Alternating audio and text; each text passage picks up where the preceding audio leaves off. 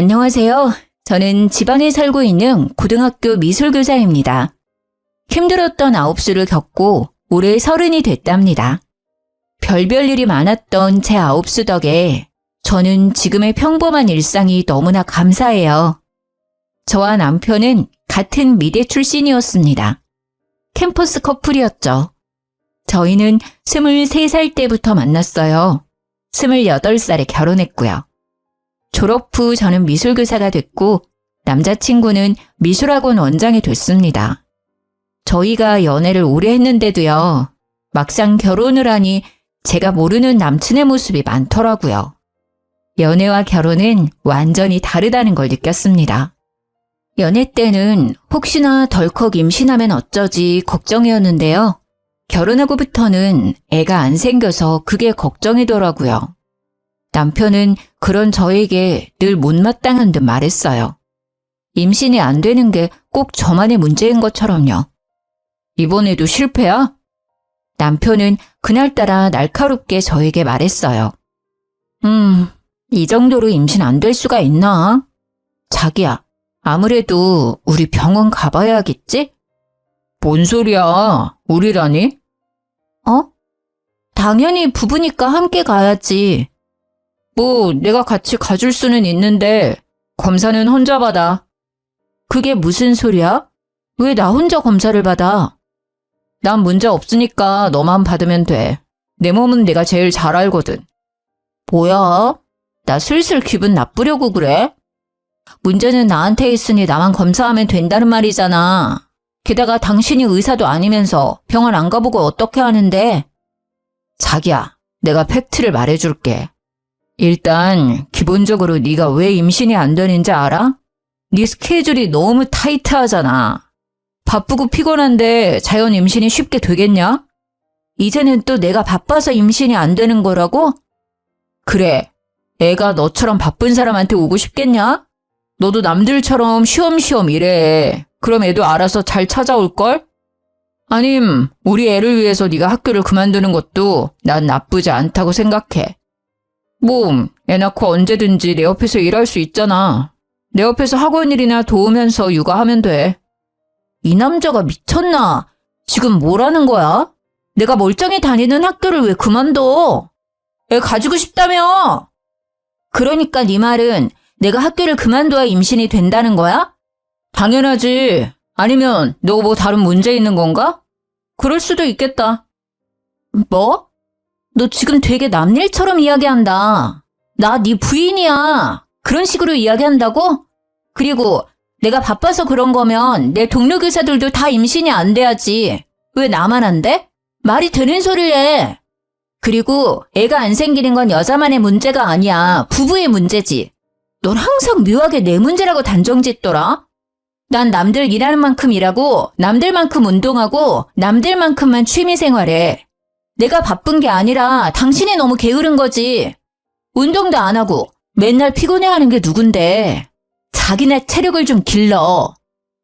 미래의 우리 아이를 위해서 학교를 그만둬? 그게 어떻게 우리 아이를 위한 거야? 난 애 생각해서 정년 퇴직할 때까지 학교 다닐 건데? 야, 솔직히 말이야. 인정할 거는 인정하자. 공무원보다 학원 입시 가르치는 게 돈 더 많이 벌잖아. 요즘 교사는 예전 같지 않잖아. 애들도 학교보다 학원을 더 의지하고. 당신은 쓸데없는 교사 자부심이 과해. 자부심이 아니라 자존심인가? 기가 막혀. 나는 돈이 중요한 게 아니야. 너 나중에 우리 애한테도 그딴 식으로 말할 거야? 애한테 엄마가 돈 때문에 교사 그만두고 강사 된 거야 하고 말할 거야? 그럼 애가 그 선택을 과연 기뻐할까? 나는 내가 이뤄낸 지금 이 자리 엄청 자랑스러워. 가만 보면 왜 툭하면 내 직업 가지고 시비 걸지? 너도 한때 학교 선생 꿈꿨던 사람이잖아. 알 거 아니야. 자존심이 아니라 학교에서 애들 가르치는 일 되게 보람차다는 거. 그리고 난 지금 환경이 좋아. 게다가 이것저것 따지고 보면 휴가나 보너스, 연금, 당연히 교사지. 어떻게 학원 강사가 더 낫냐? 너 말하는 꼬라지 보니까 미래가 딱 보여. 나중에 애 태어나면 애기야, 엄마는 선생이고 아빠는 강사 나부랭이야. 이럴 거지? 아빠 무시하는 엄마를 얘가 참 좋아하겠다. 왜 그렇게 자꾸 비꼬는데? 너는 그냥 강사 아니고 원장이잖아. 그리고 강사가 뭐 어때서? 난 강사를 무시하는 게 아니라 네가 굳이 교사랑 비교하니까 사실을 말한 거야. 난 입시미술학원 선생도 중요하고 학교 교사도 중요하다고 생각해. 각자마다 역할이 있는 거잖아. 항상 먼저 무시하는 건 내가 아니라 네 쪽이야. 그리고 내가 교사를 그만두면 임신될 거라는 헛소리도 좀 그만해. 지긋지긋하다. 남편한테 한 번을 앉으려고 해. 그래, 너 잘났다. 나야말로 지긋지긋하다. 너 말하는 거 들어보면 말이야. 임신에 대한 걱정을 하는 게 아니라 그냥 내가 교사인 게 마음에 안 드는 사람 같아. 그렇게 남편과 대판 싸웠는데요. 얼마 지나지 않아 시모가 전화가 왔어요.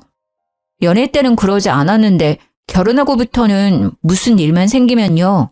쪼르르 시모 찾아가서 이르더라고요. 예, 너 또 우리 아들 무시했냐? 어머님, 제가 남편 무시한 게 아니라요. 넌 어디서 배운 버리장머리니? 어디 시엠이 말하는데 말을 잘라먹냐? 그리고 감히 귀한 우리 아들을 매번 무시해? 네가 그렇게 잘났냐? 제가 반응이 없자 시엄마는 소리를 지르더라고요. 대답 안 하냐? 귀가 먹었어? 네, 어머님, 듣고 있어요. 내가 항상 말하잖냐. 애 앞에서 그놈의 교사 자랑질 좀 그만하라고. 너 내 아들 임용고시 힘들게 준비하다가 포기한 거 그새 잊었냐? 그 시절 옆에 있던 네가 제일 잘 알면서 어떻게 부인이라는 게 남편 마음을 그렇게 못 헤아려. 아이고, 심성이 그렇게 나쁘니 애가 쉽게 생길 리가 있나. 아유, 애도 못 낳는 게 무슨 선생이라고 유세를 떨기는. 솔직히 말해서요. 남편은 제가 임용고시 준비할 동안 항상 놀러 다녔거든요. 제가 봤을 때 죽을 만큼 열심히 하진 않았단 말이에요. 오히려 힘들게 공부해서 선생 된 건 저예요. 그래서 더더욱 저는요, 제게 쉽게 선생 그만두라 말하는 남편에게 화가 났죠. 제가 얼마나 울면서 공부했었는지 제일 잘하는 사람이니까요. 어머님, 정말 무슨 말씀을 그렇게 섭섭하게 하세요? 아들만 중요하고 며느리는 안 중요하세요? 제 말은 들어보시지도 않으시군. 아니, 그이가 항상 저 때문에 임신 안 된다고 세상에 학교를 그만두라잖아요. 저도 힘들게 공부해서 붙은 거 어머니도 아시잖아요. 그런데 제가 어떻게 그 사람한테 좋게 말해요. 게다가 어머니께서도 지금 제 문제라고 단정 지으시는데요. 아직 저희 병원도 못 가봤어요. 저희 아직 검사도 안 했다고요. 저 혼자만의 문제가 아닐 수도 있어요. 무엇이라? 그럼 내 아들한테 문제가 있다 이거냐? 어디 네 하자를 하늘 같은 서방한테 덮어 씌우려 해? 아주 남편을 이겨먹으려고 하는 것도 모자라서 네가 시어머니까지 능욕하고 있구나. 어머님은 어떻게 장담하세요? 아직 검사도 안 받았는데 왜 저만 매번 구박하시냐고요. 저 이번에는 진짜 그이랑 같이 검사 받을 거예요. 그러니까 걱정 이제 그만하셔도 돼요. 남편하고 알아서 해결해 볼게요. 참나, 고집하고는. 검사 받았는데 네 문제가 아니면 내가 너한테 무릎 꿇고 사과하마. 그건 즉 그럴 일은 절대 없다는 거지. 남편은 자기가 왜 그런 검사를 받아야 하냐고 싫다 했어요. 싫어. 그나마나 네 문제인데 왜 나한테 그래? 너 자꾸 같은 말 반복하게 할래? 우리 부부 아니니? 부부가 같이 검사 받는 게 맞는 거야. 그래야 누구 문제인지 알아내고 앞으로 어떻게 할지 의논하지. 그리고 밝혀내야 해. 그래야 어머님이 내게 사과할 거거든. 아유, 못 말려. 정확히 나한테 애도 못 낳는 게 라고 하셨어. 그게 며느리한테 할 말이야? 난 꼭 사과 받을 거야. 웃기게도 남편은요, 그렇게 저랑 불같이 싸웠으면서요, 밤만 되면 정말 아무 일 없었다는 듯 저를 찾았습니다. 남편이 그러는데도 절대 애는 안 생기더라고요. 저는 남편이 매번 상처를 줘놓고 사과도 제대로 안 하니까요. 너무 서운하고 얄미워서 각방을 쓰자 했습니다. 뭐야, 붙지 마. 오늘부터 각방이야. 에이, 무슨 각방이야 또. 자기 그렇게 서운했어? 징그러워. 붙지 말라니까. 그러자 각방은 무슨 어떻게 해서든 제 옆에 꼭 붙더라고요. 싸울 때는 항상 저를 몰아붙여 놓고 밤만 되면 딴 사람이 되어 제 옆에 찰싹 붙는 남편이 너무 어이가 없었습니다. 저는 안 되겠다 싶어서 남동생을 집으로 불렀어요. 매영, 저 며칠만 신세 질게요. 그래 처남. 편하게 쉬다가. 남편은 남동생이 와서 당황한 눈치였어요. 남편은 떨떠름하게 알겠다 했죠. 역시 동생이 있으니 남편은 쉽게 제 옆에 오지를 못했죠. 거의 2주 동안 남동생이 버티고 안 가니까요. 남편은 미치려고 했어요.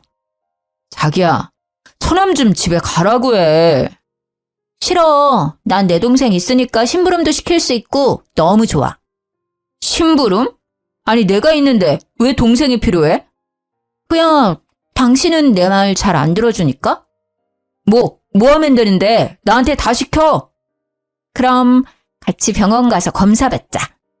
아이씨, 또 그 얘기야? 어머니가 나한테 애도 못 낳는다고 막말하셨잖아. 나 평생 가슴속에 두고두고 간직하기를 바라는 거야? 아니 나보고 하자 있다는데 그 말이 쉽게 잊히겠어? 그 서름, 내 응어리 넌 몰라. 절대 쉽게 안 풀려. 내가 대신 미안하다. 미안하다고. 그러니까 처남 당장 보내. 그럼 당신도 미안해야지. 툭하면 어머님께 이르잖아. 그래, 미안하다고. 그니까 네 동생 빨리 가라 해. 검사는? 진짜 독하다, 독해. 받을게. 받으면 되잖아. 그렇게 남편은 제게 성의 없는 사과를 하고요. 저와 함께 병원에서 검사를 받았습니다. 물론 진심에서 우러나온 사과가 아니었지만요. 검사 결과요? 저는 나이에 비해 모든 게 건강했고요. 남편은 불임이었습니다. 제가 불임이라고요? 아니, 검사가 잘못된 거 아닌가요? 저는 너무나 건강한데요. 제가 아픈 건 아니었지만요. 막상 남편이 안 좋다니 마음 한구석이 되게 이상했어요. 그리고 우리는 아이를 쉽게 가질 수 없겠구나 싶었죠. 결과를 알게 된 제가 표정이 안 좋으니까요. 남편은 그동안 오해해서 미안했다고 싹싹 빌더라고요. 시모는 남편에게 듣고도 제게 사과를 안 하더군요. 그러다 시모는 제게 거의 애원하듯 부탁했습니다. 얘야, 다른 식구들한테는 말이다. 내 아들 불임인 거 절대 알리면 안 된다. 네 남편이 얼마나 미운이 안 살겠어. 내가 그동안 정말로 미안했다. 시모는 약속했던 무릎은 꿇지 않았어요. 영 시원찮은 사과였지만요. 그래도 사과는 받았기에 서운함이 수그러들더라고요. 제 남동생이랑 저는 나이 차이가 많이 나요. 제가 30대고 동생은 20대요. 동생은 대학생이지만 컴퓨터 프로그래밍 개발자로 일찍부터 돈을 벌었습니다. 그래서 저보다 모은 돈이 많았어요. 남편은 동생이 쓰는 전자기기 같은 걸 보고 항상 부러워했어요. 무선 헤드셋이나 노트북 같은 거요. 당연히 동생은 업무랑 관련된 거다 보니까 최고 사양인 것들만 썼죠. 그래서인지 남편은 툭 하면 말했어요. 저남 너무 경제 개념이 부족한 듯 싶어. 갑자기 무슨 소리야? 걔가 우리보다 경제에 빠삭한데? 자기가 몰라서 그래. 걔는 미국 경제까지 빠삭해. 그래? 처남 진짜 잔뜩 겉멋만 들었네. 아니 지금 처남이 20대 초반이잖아. 어려서 너무 소비 자제도 못하는 것 같아. 저렇게 막 쓰고 다니면 어떻게 돈을 모으지? 내 동생이 언제 돈을 막 쓰고 다녔는데? 아니 보면 항상 전자제품이 다 바뀌어 있잖아. 자기는 둔해서 그런 거 몰랐지? 처남 스마트폰도 바꿨던데? 내가 알기로는 노트북도 바꾼 지 얼마 안 됐을 텐데. 처남이 가진 전자기기 값 다 합치잖아? 그럼 차 한 대 값일걸? 벌써 씀씀이가 저러면 나중에 더 큰일 나. 그리고 가끔은 우월감에 빠진 얼굴이 솔직히 건방스럽게도 느껴질 때 있어. 야, 말 가려가면서 해. 너 지금 내 앞에서 내 동생 험담하는 거야? 에이, 뭔 소리야. 험담이라니. 가족으로서 걱정돼서 말하는 거잖아. 진짜 이제는 한 가족이니까 말하는 거야. 남이었으면 이렇게 말도 안 해. 그냥 뒤에서 씹고 말지. 전자기기는 내 동생이 일할 때 필요하니까 바꾸는 거야. 아니, 내 동생이 명품을 밝혀? 아님 술 먹고 놀러를 다녀. 전자기기 말고는 돈도 안 쓰거든? 소비가 아니라 투자라고. 그리고 자기가 버는 능력껏 소비하고 있는 거니까 네가 괜히 사서 걱정하지 마. 방금 너 되게 꼰대 같았어. 야, 남편 보고 꼰대라니. 당신이 누나라면 지금부터라도 남동생 돈 관리 도와줘야지. 나중에 말이야, 혹시라도 처남이 돈 없다고 누나한테 빌려달라고 하면 어쩔 건데? 사유에 따라 빌려줄 수도 있고 안 빌려줄 수도 있겠지. 그니까 그런 일이 벌어지지도 않았는데 왜 네가 사서 걱정이냐니까? 빌려도 너한테 안 빌려. 나한테 빌려달라 하겠지. 난 네 남편이니까 당연히 이런 걱정을 할 수밖에 없잖아. 돈 빌려주는 거 난 절대 반대야. 아무리 처남이라도 말이야. 가족끼리 돈 가지고 장난치는 꼴 못 봐? 자기 되게 웃긴다. 내 동생 지금 아무것도 안 했는데? 왜 자꾸 만약의 상황을 만들어서 애를 후려쳐? 참나, 내가 또 언제 그랬다고. 항상 자기는 동생 얘기에 과하게 예민하더라. 당연하지. 내가 아들처럼 키운 동생이니까. 그렇게 너무 감싸고 돌지 마. 버릇 안 좋아져. 네가 그렇게 내 동생 은근히 욕하니까 나 갑자기 궁금하다. 그러는 너는 돈 관리 잘하고 있어? 사실 난 내 동생보다 자기가 더 걱정이거든. 내가 너 저축하는 것부터 한번 봐줄게. 뭔 소리야. 난 알아서 하지. 나이가 몇 갠데. 저는 당황하는 남편의 얼굴을 보자 속으로 웃음이 났어요. 왜 당신은 나한테 항상 숨겨? 숨기다니 뭘? 난 알아서 잘하고 있어. 그러니까 잘하고 있는 거 나한테 자랑 좀 해봐. 당신은 나 돈 관리 어떻게 하는지 안 궁금해? 우리는 애초에 생활비 각출해서 쓰기로 했고 나머지는 결혼 전에 터치 안 하기로 했었잖아. 부부끼리도 지켜야 할 선 있잖아. 터치 안 하기로 했으면서 갑자기 말 바꾸는 거야? 그러니까 부부끼리 지켜야 할 선 있는 것처럼 말이야. 남매도 그런 거야. 처남과 매형 사이는 더더욱 그런 거고. 앞으로 내 동생한테 신경 꺼. 나도 간섭 안 하는데 왜 당신이 내 동생을 터치를 하려 해? 남편은 그제서야 알았다고 입을 삐죽거렸죠. 물론 그 뒤로도요. 남편은 제 동생을 걱정하는 척하며 은근 험담을 했습니다. 그러다 남동생한테 문자가 왔어요. 누나, 좀 만날 수 있어? 그 문자는 평소랑 사뭇 다른 분위기였어요. 사람의 감이라는 건 참 웃겨요. 저는 무슨 일이 일어났다는 걸 단번에 알아챘죠. 뭔 일이야? 빨리 말해. 너 때문에 학교에서 아주 궁금해 죽는 줄. 누나, 잠시만 마음의 준비를 좀 해봐. 무슨 말을 하려고 그렇게 뜸들여? 마음의 준비씩이나 해야 해? 근데 마음의 준비는 네가 해야 하는 거야? 아님 내가 해야 하는 거야? 누나가. 아니, 우리 둘 다 해야겠다. 남동생은요. 시간이 한참 흘렀는데도 입을 못 대더라고요. 누나, 요새 어때? 건강하지? 나? 건강하지. 그래?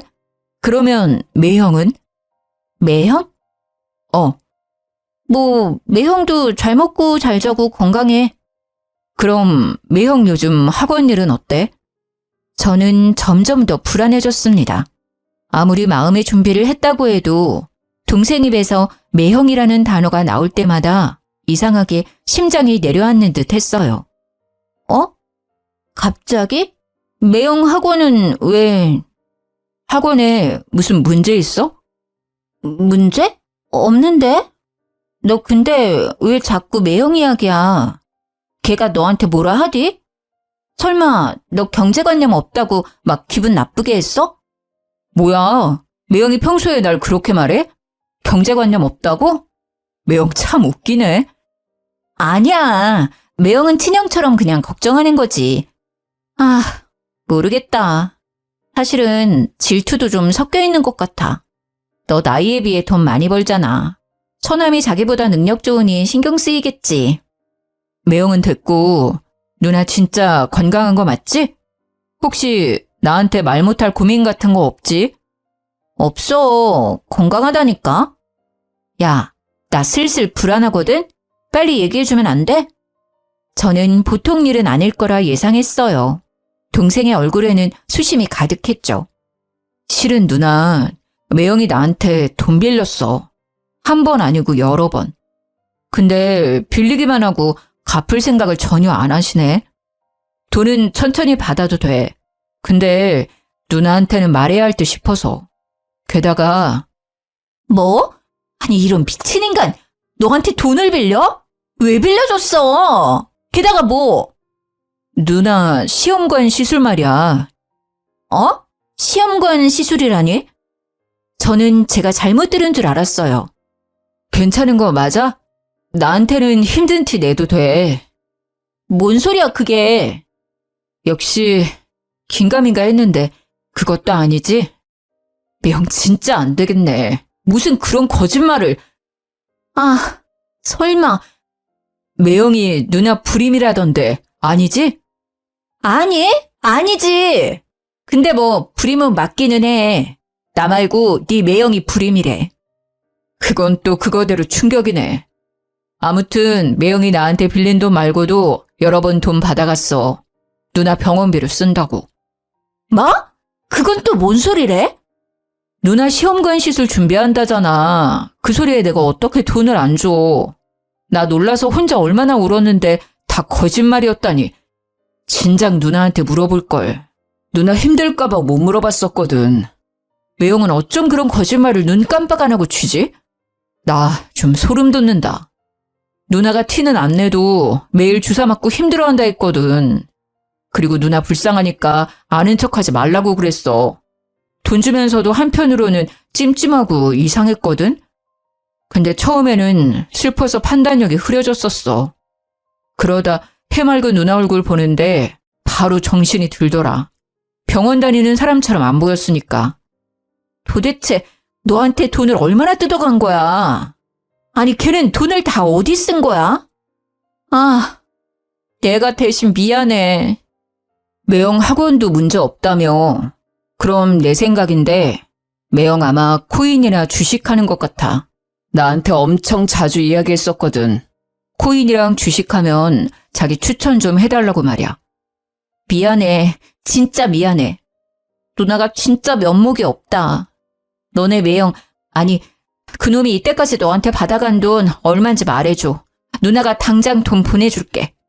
아니야. 누나가 왜? 주더라도 매형이 줘야지. 근데 사람이 무슨 거짓말을 해도 그런 거짓말을 하냐? 저는 동생에게 너무 미안했어요. 빌린 돈이 합치면요. 4천만 원이 훌쩍 넘더라고요. 저는 집에 가자마자 남편 따귀를 날렸습니다. 라면을 먹고 있던 남편은 자리에서 벌떡 일어났죠. 야, 너 드디어 돌았냐? 지금 내 뺨 날린 거야? 와, 밥 먹을 때는 개도 안 건드린다는데 너야말로 진짜 돌았구나. 너 무슨 생각으로 내 동생 돈 빌렸었어? 뭐? 돈을 빌리다니 무슨 돈? 남편은 당황해서 사례까지 들려놓고는 모르는 척 잡아뗐어요. 나 현이한테 다 듣고 왔으니까 숨길 생각 말고 빨리 풀어. 얼른! 그렇게 남편에게 따져 물으니 진짜 코인이랑 주식이 원인이었습니다. 저는 온몸이 바들바들 떨리기 시작했죠. 뭐가 어째? 너 진짜 미쳤지? 그래놓고 이때까지 내 동생 씀씀이를 운운한 거야? 감히 처남 돈으로 장난질해? 그리고 뭐? 나 시험관 시술한다고? 참나, 그때 아기 안 낳기로 마무리했었잖아. 그런 식으로 거짓말하면 재밌니? 재밌어? 미안해. 내가 입이 10개라도 할 말이 없다. 근데 말이야, 처남은 나한테 그 정도 빌려줘도 아무 문제 없잖아. 돈 많지 않아? 여유가 되니까 맨날 과소비하는 거잖아. 누나네 가족 좀 도와주면 덧나냐? 입이 10개라도 할 말이 없으면 다물어. 다물라고! 아니 이 인간이 아직 정신 못 차렸네. 너 당장 내 동생한테 빌린 돈 이자까지 쳐서 입금해. 지금 당장? 못해. 왜 못해? 없으니까. 나 진짜 지금 돈 없어. 뭐? 그게 무슨 소리야? 이미 남편의 수중에는 남은 돈이 없었습니다. 남편은 그동안 미술학원 하면서 모은 돈은 물론 젊을 때부터 알바하면서 모았던 돈을 다 쓴 상태였어요. 그것도 모자라서 어린 제 동생 돈까지 손댄 거였어요. 저는 남편이랑 더 이상 말할 것도 없이요. 당장 남편이 쓴 돈 받으러 시댁에 찾아갔습니다. 아버님, 어머님, 저 이 사람이랑 이혼하겠습니다. 너 갑자기 찾아와 그게 무슨 뚱딴지 같은 소리야? 어머님은 내 등짝을 찰싹 때리셨습니다. 아가, 일단 앉거라. 무슨 일인지 차근차근 말해보거라. 아버님은 상황은 모르셔도 먼저 저를 진정시켰어요. 아버님, 그게 이 사람이 글쎄요. 여보, 제발 내가 잘못했어. 내가 어떻게 해서든 다 해결할게. 제발 아버지한테는 말하지 말아줘. 남편은 쥐뿔도 해결할 능력 없으면서 시아버지한테 혼날까봐 무대포로 애원하더라고요. 저는 아랑곳하지 않고 시부한테 말했어요. 아버님, 저 임신이 너무 안 돼서요. 얼마 전에 남편이랑 병원 가서 검사 받았습니다. 불임이더라고요. 저 말고 남편이요. 근데 세상에 제 동생한테는 저 불임이라 속이고요. 돈까지 주기적으로 뜯어냈어요. 저 시험관 준비하는데 돈 좀 보태라고요. 나이 어린 처남한테 부끄러운 줄도 모르고요.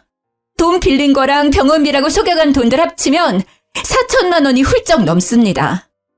어떻게 인간이 저러죠? 저 동생 보기 너무 창피하고요. 이 사람이랑 이혼할 겁니다.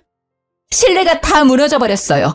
지금까지 모아둔 돈들도 전부 날렸대요. 저는 화가 나서 울부짖었죠. 시댁 식구들은 시모 빼고 다 놀랐어요.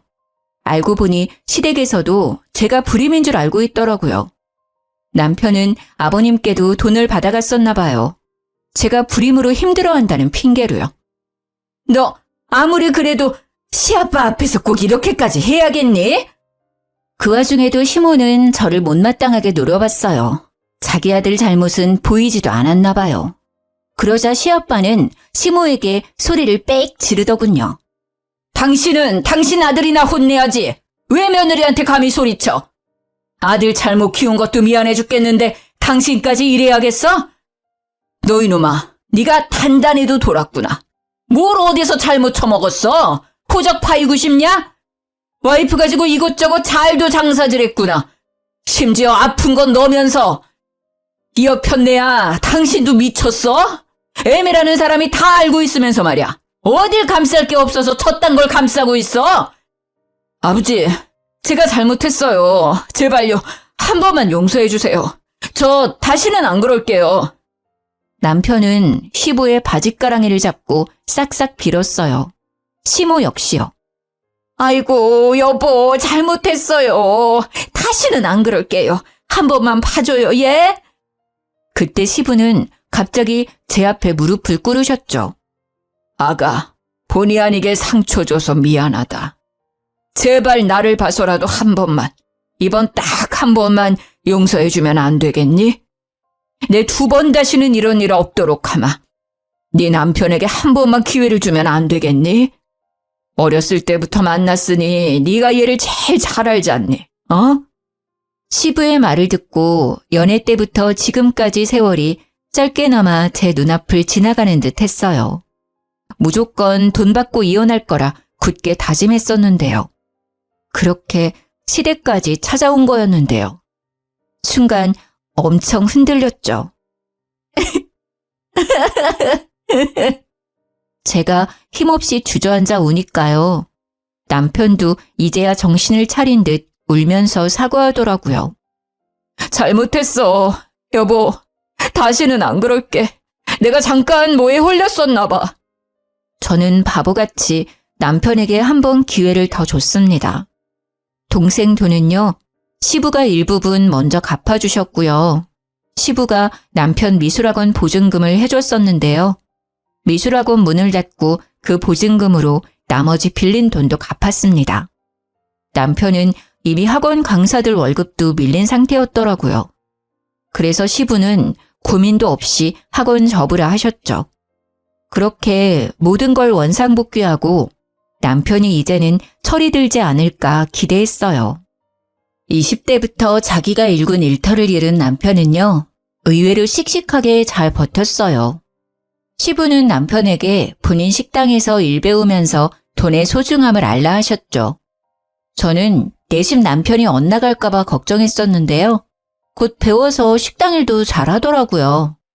시부모님은 칼국수 장사를 하세요. 같은 자리에서 10년 이상 하셨거든요. 맛집이라 TV에도 여러 번 나왔었습니다. 원래는 엄청 작은 가게였는데 지금은 돈 많이 벌어서 땅도 사고요. 크게 확장하셨죠. 시부는 항상 밀가루 장사가 많이 남는다고 하셨었는데 그게 진짜 마진이 많이 남는 장사였나 봐요. 시부는 남편이 정신 차리면 가게와 땅을 물려주신다 하시더라고요. 남편은 잠자코 일 열심히 했는데 시모는 계속 불만이셨죠. 아니 여보, 아무리 그래도요. 미대까지 나온 애를 칼국수집에 둬야겠어요? 미대 나온 게 대수야? 새아가처럼 임용이라도 붙어서 선생이라도 됐으면 몰라. 사고나 치고. 에휴, 또 그 소리야. 됐어요. 내가 말을 말지. 시모는 그런 남편이 안쓰럽고 또 한편으로는 모든 일을 밝힌 제가 짜증났나 봐요. 남편이 학원 정리한 뒤로 언제나 저를 안입곱게 쳐다봤죠. 그런데 저를 향한 시모의 그 미움은 저도 모르게 다른 곳으로 번지고 있었습니다. 진아, 엄마야. 엄마야? 핸드폰은 어쩌시고 무슨 번호야? 엄마, 울어요? 어디야? 병원에 있어. 병원이라니 어디 다치셨어요? 어느 병원이야? 빨리 말해요. 내가 당장 갈게. 엄마가 알려준 병원을 갔더니요. 엄마는 손등과 팔 부근에 화상을 입으신 상태였어요. 속상한 마음에 저는 그러면 안 되지만 엄마께 신경질을 내버렸죠. 조심 좀 하지 그랬어. 아니 뭐 하다가 이렇게 다친 거야. 엄마는 조용히 흐느끼셨어요. 처음에는 화상 때문에 놀라서 우시는 줄 알았는데요. 저는 엄마가 하는 말에 그만 얼어붙고 말았어요. 우리 딸, 못난 엄마 때문에 이혼하면 어째? 엄마가 미안해서 어째? 아, 지금 이 상황이 설마 나 때문에 벌어진 걸까 싶었죠. 아니나 다를까 제가 문제였어요. 아니, 정확히 말하자면 시댁이요. 저는 우시는 친정엄마를 겨우 진정시키고요. 마침내 진실을 알게 됐습니다. 그러니까 엄마, 우리 시부모 가게에서 일하다가 이렇게 다친 거라고? 엄마가 그 가게에서 왜 일해?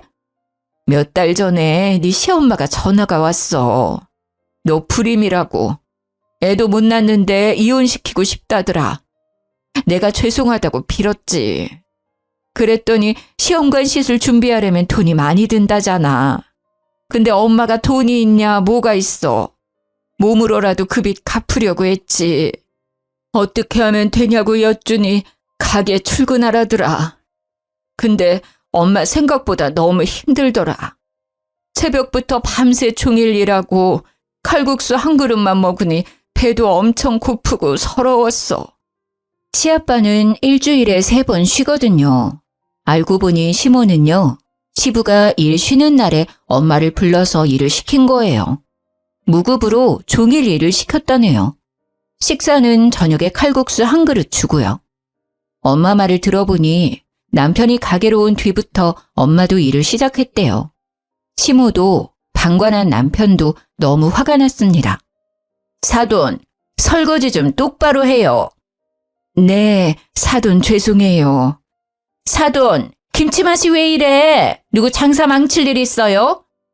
아이고, 네, 죄송합니다, 사돈. 시모는 엄마를 어려워하지도 않고요. 설거지에 서빙, 청소까지 야무지게 시켰다네요. 출근하면 김치까지 혼자 담그게 했답니다. 게다가 나중에는 호칭도 사돈이라고도 안 불렀대요. 그런 모욕감과 수치심을 견디면서까지 왜 친정엄마께서 바보같이 당했냐고요? 시모가 제가 불임이라 친정엄마를 속였으니까요. 게다가 남편도 그 거짓말을 거들었다네요. 장모님, 처남이 돈 사고를 쳐서요. 제가 수습했어요. 저 미술학원 접은 거요. 사실 처남 도와주다가 그렇게 됐습니다.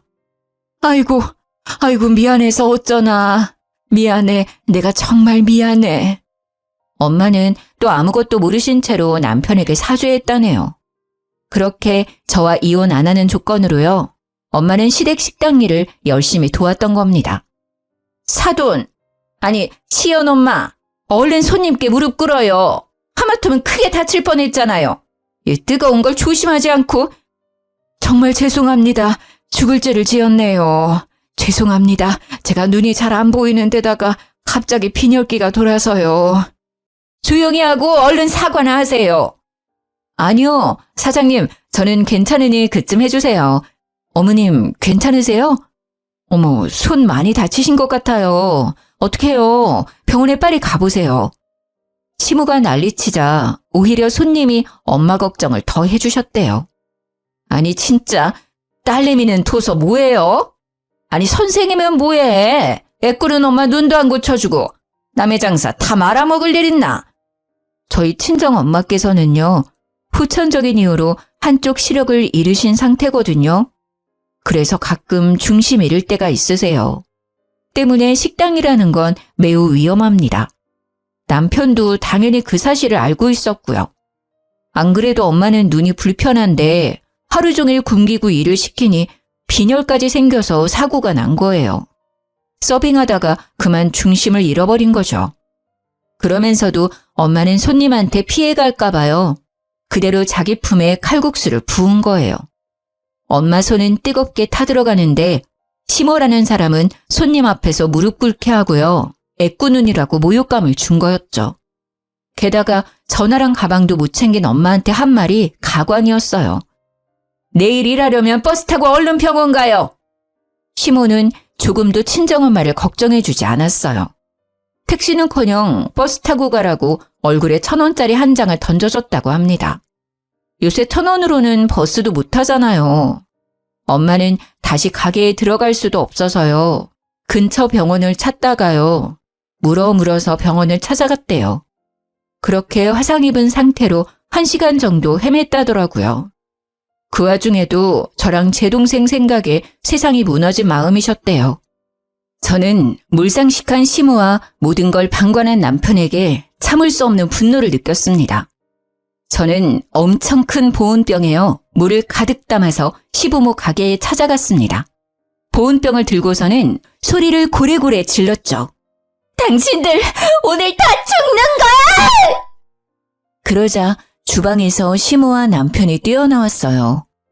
시부는 카운터에 서서 왜 그러냐고 저를 말리셨죠. 저는 아랑곳하지 않고 보온병 뚜껑을 열어서 시모와 남편에게 뿌리려고 다가갔어요. 그러자 시모랑 남편은 놀라서는 잘못했다고 무릎 꿇고 빌었습니다. 아, 잘못한 건 알아? 감히 우리 엄마한테 그따위 취급을 해? 어떻게 인간이 그래? 얘야, 무슨 일이냐? 부디 진정하고 말해보렴. 무슨 일이냐고요? 아버님, 기가 막혀서 도저히 제 입으로는 말 못하겠네요. 그때 이혼했었어야 해요. 이 미친 인간들이 제 친정엄마께 어떻게 한 줄 아세요? 야, 네가 직접 말해.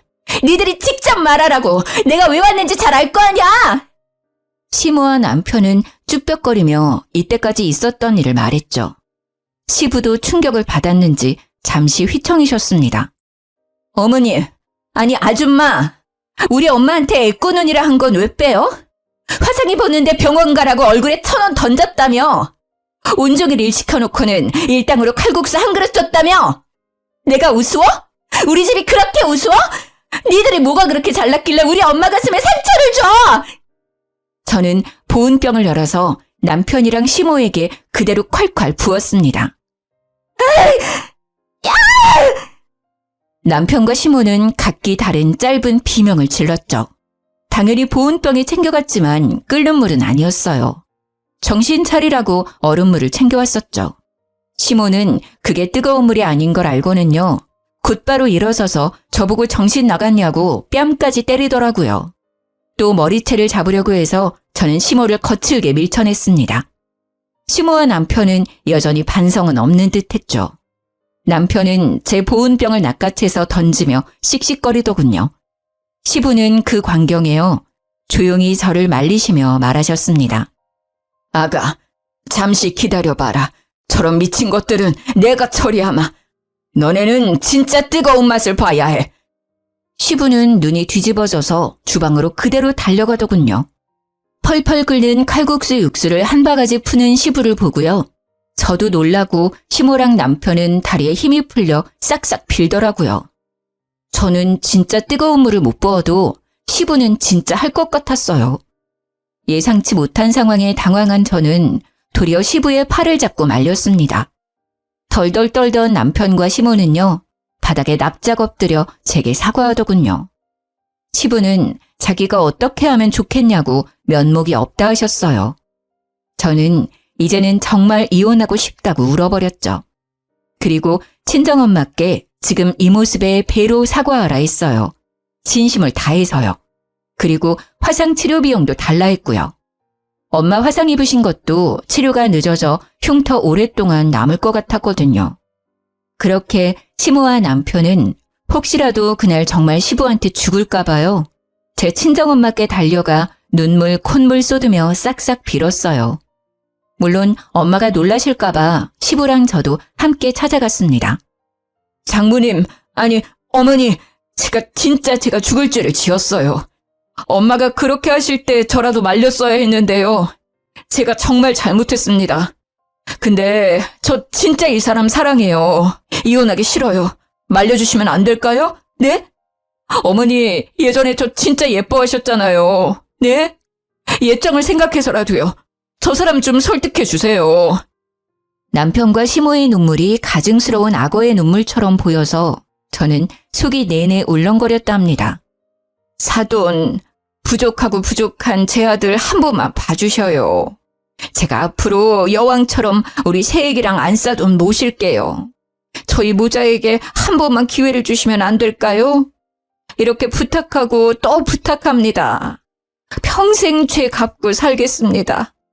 이렇게 이혼하면 얘 사람 굿이라고 못 삽니다. 엄마는 속도 없으신지요. 괜찮다고 일어나라 하셨어요. 하지만 사과는 받지 않으셨죠. 잘 알겠습니다. 하지만 사과는 못 받겠네요. 저는 제 딸이 행복했으면 좋겠습니다. 지난 몇 개월간 사돈어른 가게에서 일하면서 느낀 건데요. 제 딸은 그런 집에서 절대 행복할 수 없을 것 같습니다. 그러니 제 딸을 그만 놓아주세요. 자네도 내 딸 이제 보내주게. 원래 각자가 살던 삶으로 돌아갔음 해. 그리고 잠자코 지켜보던 시부는요. 엄마 손등을 이제야 발견하셨는지 너무 죄송하다고 울먹이며 사죄하셨죠. 시부의 사과만이 진심으로 느껴졌어요. 아무것도 가진 게 없는 남편 대신 시부가 치료비도 대신 보내주셨어요. 엄마와 제 동생, 그리고 제가 그동안 피해 입은 것도 미안하다고 다시 한번 남편과 시모 대신 사죄하셨고요. 그래서 시부에게 위자료로 5천만 원은 받았습니다. 시부는 그 뒤로도 남편과 시모가 소름 끼친다며 가게에서 쫓아냈어요. 대신 다른 친척분들과 같이 칼국수집 운영하고 계세요. 시부는 저보고 전 남편과 전 시모는 이제 가게에 없다며 언제든 편하게 먹으러 오라더라고요. 저희 가족에게 그 집 칼국수 평생 무료 이용권도 주셨어요. 물론 저희 가족은 그쪽 근처 갈 일 생각도 없지만요. 들어보니 시부도 시모랑 이혼 준비 중이었습니다. 시모는 그 이후로 제가 본인 가정 풍비박산 냈다고요. 우리 학교까지 찾아와서 난동 부렸어요. 야, 이거사. 너 따위가 우리 집에 굴러들어와서 다 망했어. 네 인생은 뭐 계속 탄탄대로 굴러가게 내가 냅둘 것 같아? 천만에 내가 너 지옥 끝까지 따라간다. 지옥은 혼자서 가세요. 아니면 아드님 손잡고 사이좋게 가시던가요. 아니, 근데 아직까지 이게 정신을 못 차렸네. 전 시모는 순식간에 제 머리채를 잡고 이리저리 흔들었죠. 물론 경찰에 잡혀갔고요. 또 뒤처리는 시부가 하려고 하셨죠. 저는 시부한테 그러지 마시라 했어요. 이제 더 이상 죄책감 갖지 마시라고요. 시모한테만 죄를 묻겠다고요. 현재 폭행이랑 모욕죄로 시모를 고소한 상태이고요. 학교에서도 시모를 기물파손죄로 신고한 상태입니다. 저는 절대 합의 안 해줄 거예요. 시부의 울타리가 없을 때 본때를 보여주려고요. 남편은 시부에게 쫓겨나고 갈 곳을 잃었더라고요. 미술학원 원장 출신이기는 하지만요. 입시 미술학원 강사로도 취직이 안 되고 있대요. 동네가 워낙 좁고 유명한 칼국수집 아들이다 보니까 남편에 대한 소문도 금방 났거든요. 돈 없어서 강사들 월급 밀린 부분도 말이죠. 아무래도 문제가 많은 사람인 걸 알았으니까 아이들이 다니는 미술학원에 고용하기는 다들 꺼려했나 봐요. 제일 최근에 들은 바로는 편의점 알바를 하고 있대요. 둘 다 제가 생각한 것보다 약한 벌을 받고 있지만 속은 시원했어요. 그리고 전 남편이 또 제 소문을 말도 안 되게 낼지 모르니 특단의 조치를 취했죠. 대놓고는 아니지만 슬쩍 대학 동기들에게 남편이 불임이었다고 흘렸어요. 시모가 제 학교에 와서 난동부려 조금은 창피하지만 학교도 어차피 내년이면 곧 옮기기 때문에 상관없어요. 내년에는 이 동네를 벗어나서 새로운 곳에서 새 출발할 거예요. 지금 돌이켜 생각해보니까요. 하늘에서 일부러 제게 아이를 보내지 않았던 건가 싶네요. 남편에게서 빨리 도망칠 수 있도록 말이에요. 연애를 오래 했다고 해서 진짜 그 사람의 전부를 알 수는 없나 봐요. 그 시간들이 너무 아깝지만 비싼 값 치르고 인생 경험했다고 생각하려고요. 긴 사연 들어주셔서 감사합니다.